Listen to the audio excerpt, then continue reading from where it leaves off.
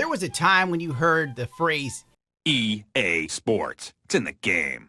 You knew you were gearing up for a good time. But somewhere along the way, EA got greedy, lame, and gay. In fact, gay as hell. But he, him, she, her, and they, them, and then your gender is man, woman, non-binary. Love that. Love the inclusivity. Top surgery scars are also included in this for all of our trans and non-binary rooks out there. And so, can you imagine how many lives this is going to be saving? It took many of us by surprise. BioWare became more interested in queer representation rather than making compelling story-driven games that they were famous for. Dragon Age was one of my favorite franchises, and I watched it die. I can't believe you committed... Juicy tip. I cannot believe you committed... A juicy tip. How could you have done this? How could you have committed Juicy tip. The Qunari started to look vaguely homosexual recently. They went from a warrior race to the first place in RuPaul's Drag Race. So, I'm non-binary. Now, sashay away. From fighting Darkspawn to pulling a barb. Shit. They're still holding it. Sorry. So, when one of us screws up and we know we've screwed up, we do a quick 10 to put it right. Pulling a barb. Wow, this is garbage. Leading to the online movement called non-binary. Subsequently, destroying the franchise and leading to EA firing a lot of the staff because they damn well deserved it. He's not funny at all. Subscriber die! Obey my dog! The Sims, not even getting into The Sims, is the Chernobyl of games for heterosexual males. Even DICE wasn't immune to the inclusivity bug, leading to a string of failures. Battlefield 5 having a crippled ginger woman fighting in World War II prominently featured in the trailer. I nearly spilled my sanity on the floor, leaving many of us scratching our heads in absolute confusion. Because there was no ginger division in World War II last I checked with Winston Churchill. This wasn't accurate to World War II, and it's never been done before in any other World War II focused games because at least developers had, the decency to be somewhat respectful of what had happened on that wild time in history. Only for the EA creative chief officer Patrick Sutherland to tell the fans they were uneducated if they were against female soldiers in the game. Sutherland recalls the moment when his own 13-year-old daughter questioned the aggressive backlash, simply asking, "Daddy, why is this happening?" If she's 13 and she doesn't understand the complexity of World War II, not having crippled ginger women taking out Nazis, the kid's got autism. He's a monster. Why is this happening, Daddy? Can I eat more crayons? I can be a girl in Fortnite. Why are people so upset about this? He questioned how he was to handle these questions as a parent, coming to the conclusion that his daughter was right. This is not okay. This man, who was a big shot at EA, took his financial advice from a 13-year-old girl. Pulling no punches, Sutherland dubbed the people partaking in the backlash as uneducated. Sutherland, I'm glad you're gone. We stand up for the cause because I think those people who don't understand it, well, you have to choose either to accept it or don't buy the game. I'm fine with either or. It's just not okay. Well, people didn't buy the game, Mr. Mouth. Get what you deserve. Daddy, I can be a girl in Fortnite.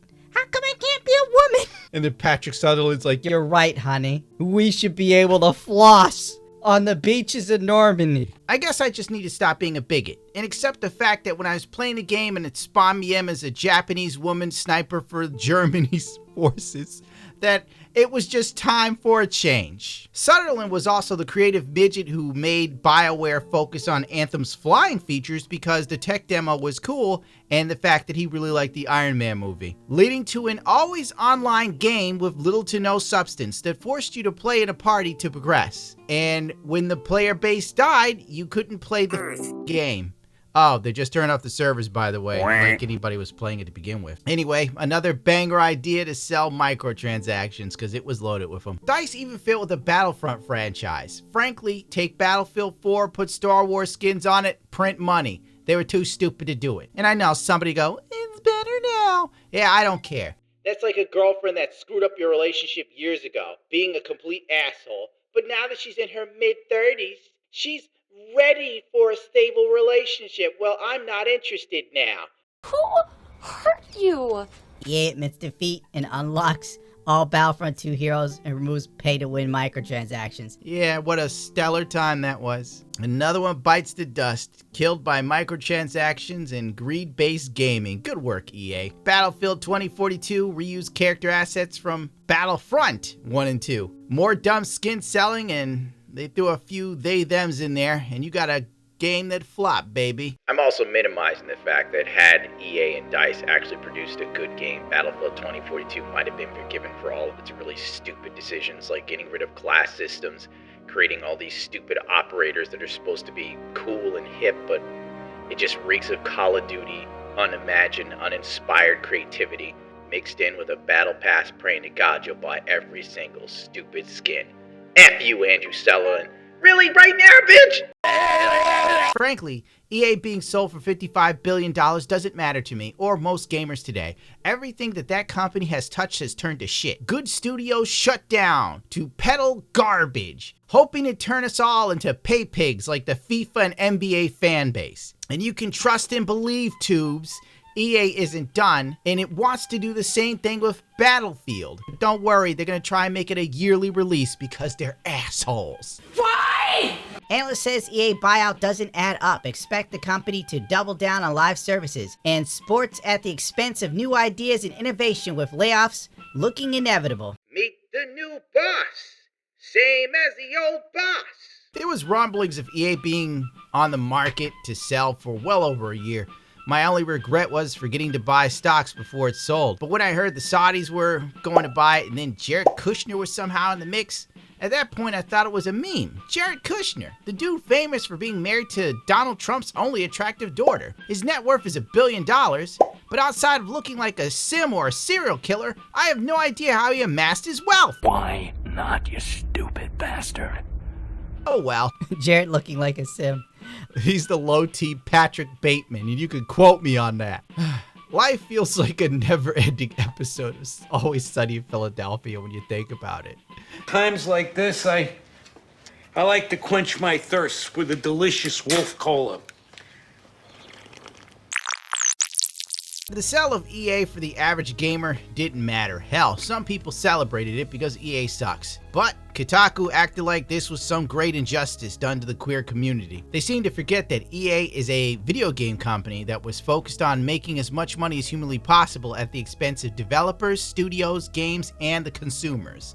It's not an advocacy group, for God's sakes. The internet reacts to EA's $55 billion sale to some of the worst people around. Wow, what a waste. The poor children. Given Saudi Arabia's treatment of queer people, a fair bit of concern has been expanded significantly to The Sims and BioWare, blah, blah, blah, blah, blah, blah. The Sims and BioWare, the developers of Mass Effect and Dragon Age, all of which have been trailblazers for queer representation in video games. That's the first thing to tell you about. They focused on gay people. Yeah, Mass Effect and Dragon Age trailblazed themselves into massive flops. Maybe if they focus less on queer representation and more on gameplay and storytelling, beyond self-inserts, maybe if Dragon Age was a massive success, EA wouldn't be in this mess. Maybe the root of the issue that we're now facing, beyond EA being garbage, is that they allowed BioWare to make stupid piece of shit games. What happened? To who? To whom? And your goddamn father. Sorry, my face is tired from dealing with everything. Classic. Lest we forget, Dragon Age Velgar, game developer who describes himself as a queer sexual gender-mancer, claims game is inherently queer. Well, there you go. That really sold copies. The Saudi Arabian government attempts to sport wash away the stink of its dire human rights laws as evidenced by the investments in various facets of the video game industry are well documented at this point. Its money runs deep, blah, blah, blah, blah, blah, Evo, Esports World Cup, Pokemon Go. I don't know what you want me to do about this. I'm sure that the woke furries that read your articles religiously are really gonna put an end to this evil. Or maybe they won't buy the next Sim DLC pack, because that's about all they can do. EA boss congratulates employees on $55 billion leverage buyout by private equity. According to a news report from the Financial Times, EA's new owner, yada yada yada, will rely on AI as a way to reduce production costs to increase EA's profits in the coming years, with the stated goal of absorbing the colossal $20 billion debt associated with the acquisition. While a lot of people are understandably focused on the Saudi Arabian Kushner part of this, but the far bigger imminent impact will come from the new private EA being on the hook for $20 billion of debt. That could mean mass layoffs, more aggressive monetization, and other big cost-cutting measures. Oh well, EA gets somehow worse, then I just won't buy anything like I've been doing the last couple years. And frankly, this doesn't shock me. Watch Battlefield go hard on Battle Pass. They're gonna go nuts with it, mark my words. Kyla is a spokesman on EA going private, shared concerns about the ethical implications, and shared my article on how this could be disastrous. She's always on the right side of history. The right side of history. What a stupid phrase only progressives mutter as if it matters in the ever-encroaching death that awaits us all. History has forgotten kings and queens, but a game dev worried about pronouns in The Sims. That's where the buck stops. EA just announced an agreement to sell private investors $55 billion. This kind of private sale is unprecedented in gaming. Jared Kushner, who's married to Donald Trump's daughter, Ivanka Trump. The transaction is expected to be completed in the first quarter of 2027 fiscal year. This news is extremely scary to me, and it makes me deeply worried about the future of The Sims with EA now being owned by such a conservative group. The Sims has been a very inclusive game for a long time, and it horrifies me to think of them rolling back any of the progress or somehow censoring the game. It's like, this is gonna be Stonewall for millennials. Making a change like that would alienate the entire player base of The Sims, and I think it would be incredibly stupid and short-sighted move for the new investors that would backfire heavily. The Saudis are so rich, I don't think they would care. Kotaku says they do all sorts of human rights violations, but you think that they would draw the line in Sims? What are they gonna do? No, Mahmoud. We must leave trans characters in Sims for the Americans. But then again, odds are they might not change a thing. The company is $20 billion in debt, so they'll probably be open to draining your wallets. Who knows? Who cares? Go outside, touch some grass. Workers at EA gave interviews sounding the alarms. It was a dog whistle that only the most morbidly obese cat boys and girls could hear. Former BioWare lead writer reads ruins on EA Saudi deal and speculates that guns and football are in, gay stuff is out, and the vulnerable RPG studio may be for the chop.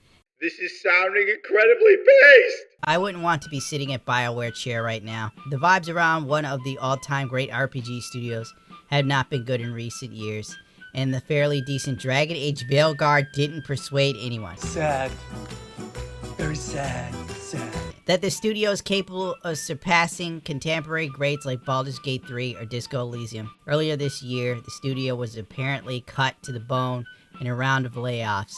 I wonder why. Though a new Mass Effect game remains in development for now, everyone who's ever loved a BioWare game, which is surely an awful lot of us, is probably feeling quite gloomy about the studio's prospects. I feel nothing now, not even apathy. And that is at the heart of the issue here. EA has lost way more fans than they have supporters. In his note to workers, Wilson said today, our values, our commitment to players and fans around the world remain unchanged. So, crappy games nickel and diming us. Okay, cool. That didn't convince one current EA worker who told GameFile that Andrew Wilson basically said F you to all the women and LGBTQ employees at EA with this deal. Speaking anonymously because they were not authorized to discuss company matters publicly, they also said, I just want to show how many people have been collateral this year for executives to make out rich. Nothing feels great, and we know when the deal closes, it's gonna get worse before it gets better, if better is even possible. This person worked for the soulless husk known as Andrew Wilson, and is surprised by these turn of events. Andrew, no one plays single games anymore, Wilson. The dude who looks like Mr. Sinister unironically. And he does something sinister. And you're like, what the f? I'm nervous about what this means in terms of workforce.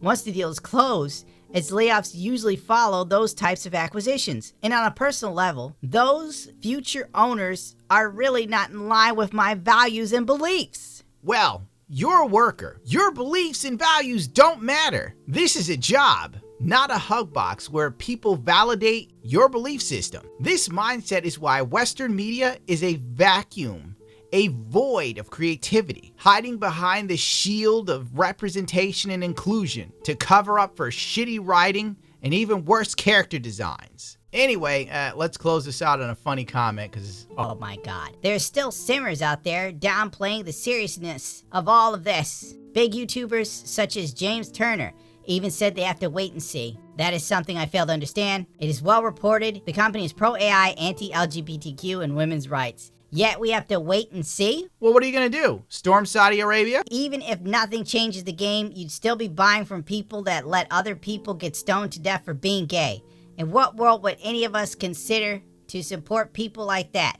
This is already a fact, so you don't need to wait and see if they're pro these horrible actions, because they already are, yada yada yada. I'm not even slightly a bit of a woke person, but actually financially supporting Saudi Arabia company for my joy, entertainment. Listen, honest to God, what the f do you want these people to do? They are powerless in this situation. They make YouTube videos you like to watch. Everything we enjoy in a first world country comes from someone else's labor in less than ideal conditions. So you better suck it up, Buttercup, and be grateful you're here bitching about a juicy video game company from your comforter rather than being the Asian woman who's paid to sell them a mere $5 a day, you sniveling dork. And most of these people will make their money doing Sims on YouTube. What do you want them to do? Stop doing stuff so they can feed their family? Yourself. On that note, I'm out of here. The only people upset by this are the alphabet community and journalists and the video game developers. The rest of us stopped caring years ago.